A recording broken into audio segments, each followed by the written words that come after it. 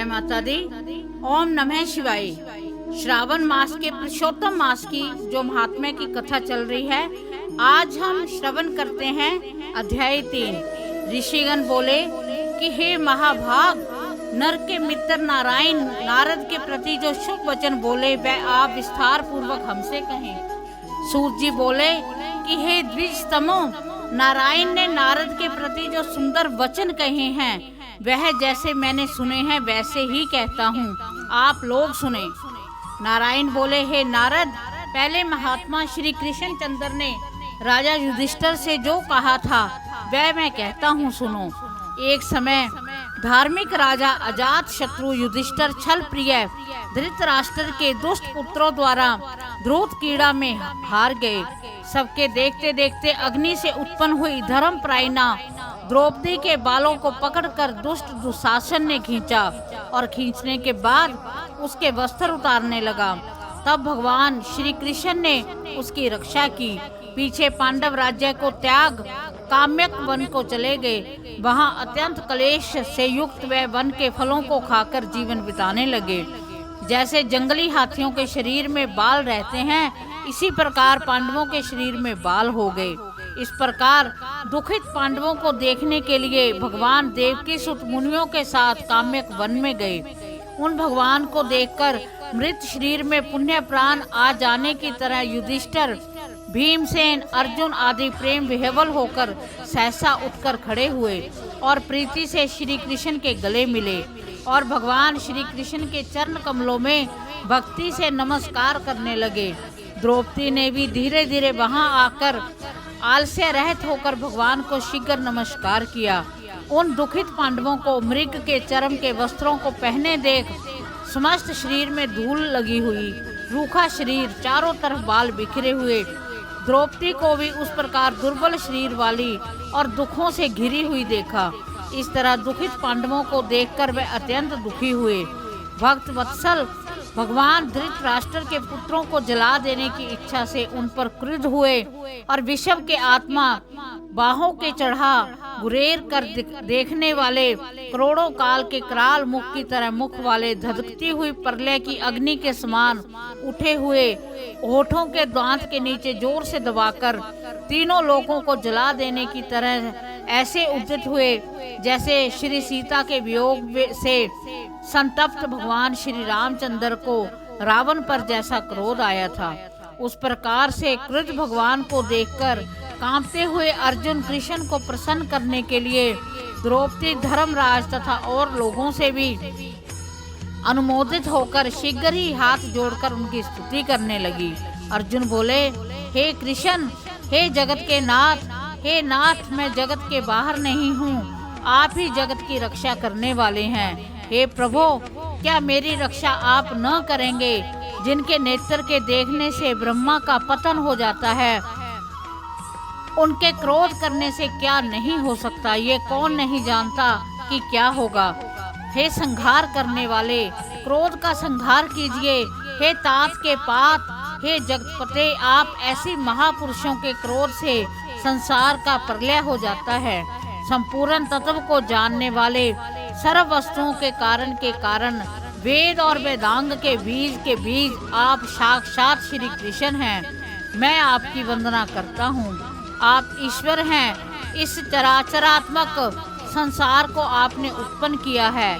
सर्व मंगल के मांगल्य हैं और सनातन के बीज रूप हैं। इसलिए एक के अपराध से अपने बनाए समस्त विश्व का आप नाश कैसे करेंगे? कौन भला ऐसा होगा जो मच्छरों को जलाने के लिए अपने घर को जला देता हो? श्री नारायण बोले, दूसरों की वीरता को मर्दन करने वाले अर्जुन ने भगवान से इस प्रकार निवेदन कर प्रणाम किया। सूत जी बोले कि श्री कृष्ण जी ने आपने क्रोध को शांत किया और स्वयं भी चंद्रमा की तरह शांत हो गए। इस प्रकार भगवान को शांत देखकर पांडव स्वस्थ हुए, प्रेम से प्रसन्न मुख एवं प्रेम विह्वल हुए। सबने भगवान को प्रणाम किया और जंगली कंद मूल फल आदि से उनकी पूजा की। नारायण बोले, तब शरण में जाने योग्य भक्तों के ऊपर कृपा करने वाले श्री कृष्ण को प्रसन्न जान विशेष प्रेम से भरे हुए नरम अर्जुन के बराबर नमस्कार किया।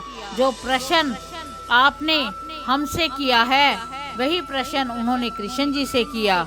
इस प्रकार अर्जुन का प्रश्न सुनकर श्री कृष्ण क्षण मात्र मन में सोचकर अपने सुहृदगर पांडवों को और व्रत की धारण की हुई द्रौपदी को आश्वासन देते हुए वक्ताओं में श्रेष्ठ श्री कृष्ण पांडवों से हितकर वचन बोले। श्री कृष्ण जी बोले कि हे राजन, हे महाभाग, हे भीमतसो, अब मेरा वचन सुनो। आपने ये प्रश्न अपूर्व किया है, आपको उत्तर देने से मुझे उत्साह नहीं हो रहा है। इस प्रश्न का उत्तर गुप्त से भी गुप्त है, ऋषियों को भी नहीं विदित है। फिर भी हे अर्जुन, मित्र के नाते अथवा तुम हमारे भक्त हो, इस कारण हम कहते हैं। हे सुव्रत, वह जो उत्तर है वह अति उग्र है, अतः क्रम से सुनो। चैत्र आदि चैत्र जो 12 मास निमेष महीने के दोनों पक्ष, घड़ियां, पहर, तिरपहर, 6 ऋतुएं, मुहूर्त, दक्षिणायन और उत्तरायण, वर्ष, चारों युग, इसी प्रकार प्रार्थ तक जो काल है, यह सब और नदी, समुद्र, तालाब, कुएं, बावली, गढ़ैया, सोते, लता, औषधियाँ, वृक्ष, बांस आदि पेड़, वन की औषधियाँ, नगर, गांव, पर्वत, पुरियाँ, ये सब मूर्ति वाले हैं और अपने गुणों से पूजे जाते हैं। इनमें ऐसा कोई अपूर्व व्यक्ति नहीं है जो अपने अधिष्ठात्र देवता के बिना रहता हो। आपने अपने अपने अधिकार में पूजे जाने वाले ये सभी फल को देने वाले हैं। अपने अपने अधिष्ठात्र देवता के योग के महात्म्य से ये सब सौभाग्यवान हैं। हे पांडुनंदन, एक समय अधिमास उत्पन्न हुआ। उस उत्पन्न हुए असहाय निंदित मास को सब लोग बोले कि ये मल मास सूर्य की संक्रांति से रहित है, अतः पूजने योग्य नहीं है। ये मास मल रूप होने से छूने योग्य भी नहीं है, शुभ कर्मों के आग्रह है। इस प्रकार के वचनों को लोगों के मुख से सुनकर ये मास निरुद्योग, प्रभा रहित, दुख से घिरा हुआ, अति खिन्नमन, चिंता से ही ग्रस्त मन होकर व्यथित हृदय से मरणासन की तरह हो गया है।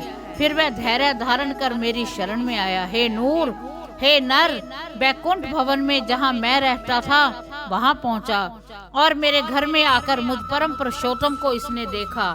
उस समय अमूल्य रत्नों से जटित सुवर्ण के सिंहासन पर बैठे मुझको देखकर यह भूमि पर साष्टांग दंडवत कर हाथ जोड़कर नेत्रों से बराबर आंसुओं की धारा बहाता हुआ धैर्य धारण कर गदगद वाणी से बोला। सूत जी बोले, इस प्रकार महामुनि बद्रीनाथ कथा कहकर चुप हो गए। तब नारायण के मुख से कथा सुन भक्तों के ऊपर दया करने वाले नारद मुनि पुनः बोले।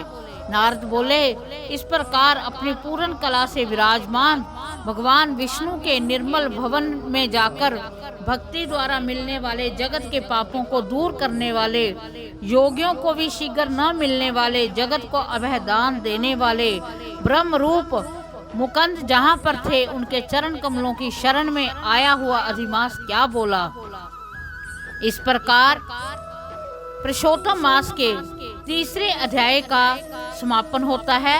भगवान श्री कृष्ण हम सब पर अपनी कृपा दृष्टि बनाए रखें। ओम नमो नारायण।